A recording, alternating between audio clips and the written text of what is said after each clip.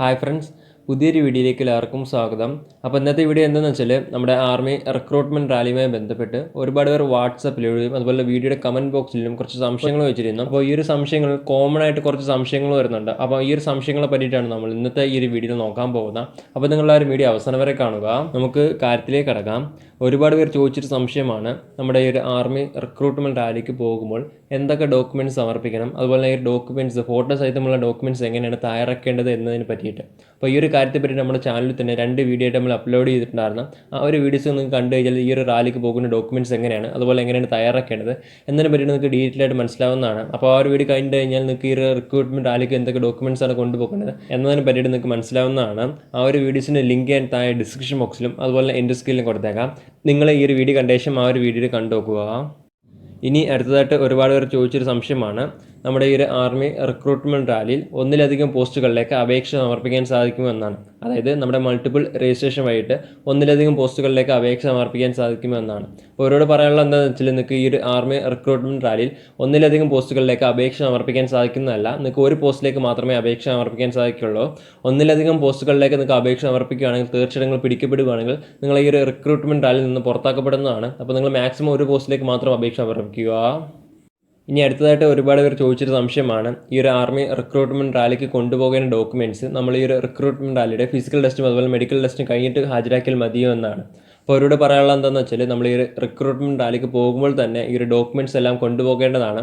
ഒരുപക്ഷേ നമുക്ക് ഈ ഒരു ഫിസിക്കൽ ടെസ്റ്റ് പാസ് ആവുകയാണെങ്കിൽ അന്നേ ദിവസം തന്നെ വൈകുന്നേരം നമുക്ക് ഡോക്യുമെൻറ്റ് വെരിഫിക്കേഷൻ ഉണ്ടായിരിക്കുന്നതാണ്.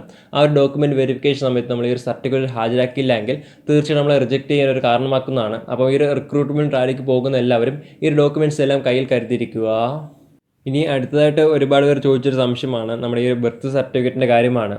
നമ്മുടെ ഈ ഒരു റിക്രൂട്ട്മെൻറ്റ് റാലിക്ക് പോകുന്ന സമയത്ത് ഈ ഒരു ഡോക്യുമെൻറ്റ്സിന് കൂടെ ഈ ഒരു ബർത്ത് സർട്ടിഫിക്കറ്റ് ഹാജരാക്കണോ എന്നാണ്. അപ്പോൾ പലരുടെ കയ്യിലും ഈ ഒരു ബർത്ത് സർട്ടിഫിക്കറ്റ് കളഞ്ഞു പോയി അല്ലെങ്കിൽ നഷ്ടപ്പെട്ടു പോയെന്നൊക്കെ പറഞ്ഞിരുന്നു. അപ്പോൾ അവരോട് പറയാനുള്ള എന്താണെന്ന് വെച്ചാൽ തീർച്ചയായിട്ടും നമ്മൾ ഈ ഒരു റിക്രൂട്ട്മെൻറ്റ് റാലിയിൽ ഡോക്യുമെൻറ്റ്സിന് ഇവിടെ ഈ ഒരു ബർത്ത് സർട്ടിഫിക്കറ്റ് കാര്യം കൃത്യമായിട്ട് അവർ മെൻഷൻ ചെയ്യുന്നില്ല. ഒരുപക്ഷേ അവർ ചോദിക്കുകയാണെങ്കിൽ നമ്മൾ തീർച്ചയായിട്ടും നമ്മൾ ഹാജരാക്കേണ്ടതാണ്. കൂടുതലായിട്ടും ഒരു ആധാർ കാർഡിൻ്റെ ഡീറ്റെയിൽസ് ആണ് നമ്മൾ നോക്കുന്നത്. അപ്പോൾ ഈ ഒരു ബർത്ത് സർട്ടിഫിക്കറ്റ് ഉള്ളവർ ഈ ഒരു റിക്രൂട്ട്മെൻറ്റ് റാലിക്ക് പോകുമ്പോൾ ഈ ഒരു ബർത്ത് സർട്ടിഫിക്കറ്റ് കയ്യിൽ കരുതിയിരിക്കുക. ഇനി അടുത്തതായിട്ട് ഒരുപാട് പേർ ചോദിച്ചൊരു സംശയമാണ് നമ്മുടെ ആർമി റിക്രൂട്ട്മെൻറ്റ് റാലിയിലെ വേക്കൻസിയുടെ കാര്യത്തെ പറ്റിയിട്ട്. അപ്പോൾ അവരോട് പറയാനുള്ള എന്താണെന്ന് വെച്ചാൽ നമ്മുടെ ഈ ഒരു റിക്രൂട്ട്മെൻറ്റ് റാലി കഴിഞ്ഞ ശേഷം മാത്രമേ നമുക്ക് ഈ ഒരു റിക്രൂട്ട്മെൻറ്റ് റാലിയുടെ വേക്കൻസി കൃത്യമായിട്ട് പറയാൻ സാധിക്കുകയുള്ളൂ. ഈ ഒരു റിക്രൂട്ട്മെൻറ്റ് റാലിയുടെ മുമ്പായിട്ട് തന്നെ ഈ ഒരു വേക്കൻസി അവർ പുറത്തുവിടുന്നതല്ല. അപ്പോൾ നിങ്ങൾ മാക്സിമം നിങ്ങൾ വർക്കൗട്ട് ചെയ്യുകയാണെങ്കിൽ തീർച്ചയായിട്ടും നിങ്ങൾക്ക് ഇന്ത്യൻ ആർമിയിൽ ജോയിൻ ചെയ്യാൻ സാധിക്കുന്നതാണ്. നിങ്ങൾ ഈ ഒരു വേക്കൻസിയുടെ കാര്യം പരിഗണിക്കേണ്ടതില്ല. കഴിഞ്ഞ വർഷം കേരളത്തിൽ നടന്ന ആ ഒരു റിക്രൂട്ട്മെൻറ്റ് റാലിയുടെ വേക്കൻസിയുടെ കാര്യത്തെ പറ്റിയിട്ട് നമ്മുടെ ചാനലിൽ തന്നെ ഡീറ്റെയിൽ ആയിട്ട് ഒരു വീഡിയോ അപ്ലോഡ് ചെയ്തിട്ടുണ്ടായിരുന്നു. അതായത് ഓരോ ട്രേഡുകൾക്കും എത്ര വേക്കൻസി ഉണ്ടായിരുന്നു ആ ഒരു കാര്യത്തെ പറ്റിയിട്ട് നമ്മുടെ ചാനലിൽ തന്നെ ഡീറ്റെയിൽ ആയിട്ട് ഒരു വീഡിയോ അപ്ലോഡ് ചെയ്തിട്ടുണ്ടായിരുന്നു. ആ ഒരു വീഡിയോ നിങ്ങൾക്ക് കാണാൻ താല്പര്യം തീർച്ചയായിട്ടും ചാനലിൽ കയറി കാണുക.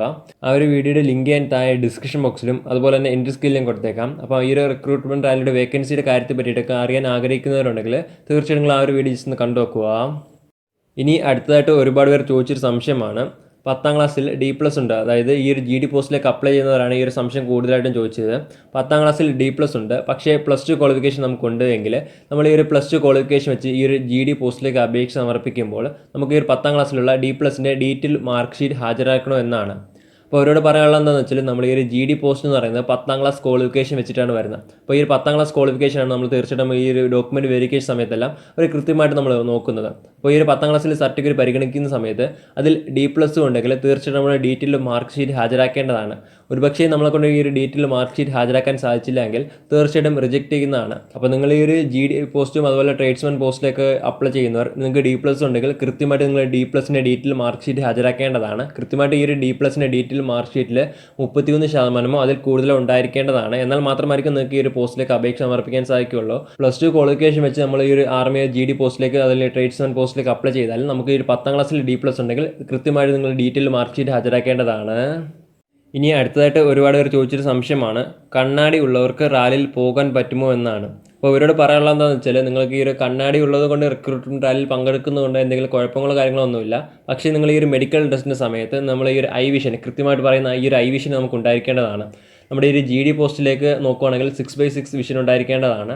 മറ്റ് പോസ്റ്റുകളിലേക്ക് നോക്കുവാണെങ്കിൽ 6/36 വിഷനും ഉണ്ടായിരിക്കേണ്ടതാണ്. എന്നാൽ മാത്രമായിരിക്കും നിങ്ങൾക്ക് ഈ ഒരു റിക്രൂട്ട്മെൻറ്റ് റാലി മെഡിക്കൽ ടെസ്റ്റ് പാസ്സായി കിടക്കാൻ സാധിക്കുകയുള്ളൂ.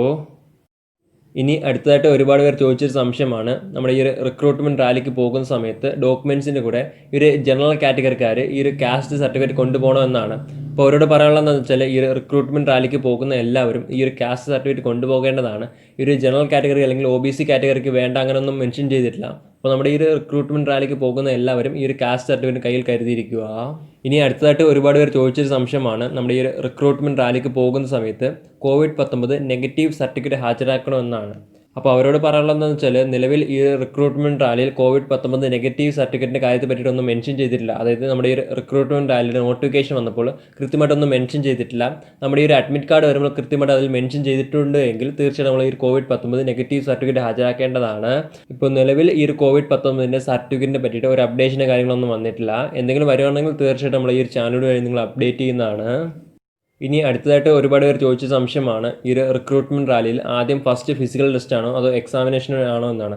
അപ്പോൾ അവരോട് പറയണമെന്ന് വെച്ചാൽ നിലവിൽ ഈ ഒരു ഫിസിക്കൽ ടെസ്റ്റാണ് ഫസ്റ്റ് തീരുമാനിച്ചിരിക്കുന്നത്. അപ്പോൾ ഈ ഒരു എക്സാമിൻ്റെ ആ ഒരു അപ്ഡേഷൻ്റെ കാര്യങ്ങളൊന്നും വന്നിട്ടില്ല. മുമ്പ് ഒരു ന്യൂസ് പേപ്പറിൽ ഇങ്ങനെ ഒരു ന്യൂസ് വന്നിട്ടുണ്ടായിരുന്നു, ആദ്യം എക്സാമിനേഷൻ ആക്കാൻ പോകുന്നു എന്നതിനെ പറ്റിയിട്ട്. അപ്പോൾ ഇതിനെ പറ്റിയിട്ട് നമ്മുടെ ഇന്ത്യൻ ആർമിയുടെ ഒഫീഷ്യൽ വെബ്സൈറ്റിലോ അതുപോലെ നോട്ടിഫിക്കേഷനോ ഒന്നും മെൻഷൻ ചെയ്തിട്ടില്ല. അപ്പോൾ നിലവിൽ പഴയ പ്രൊസീജിയർ പോലെയാണ് ഈ ഒരു റിക്രൂട്ട്മെൻറ്റ് റാലിയിൽ നിലവിൽ തീരുമാനിച്ചിരിക്കുന്നത്.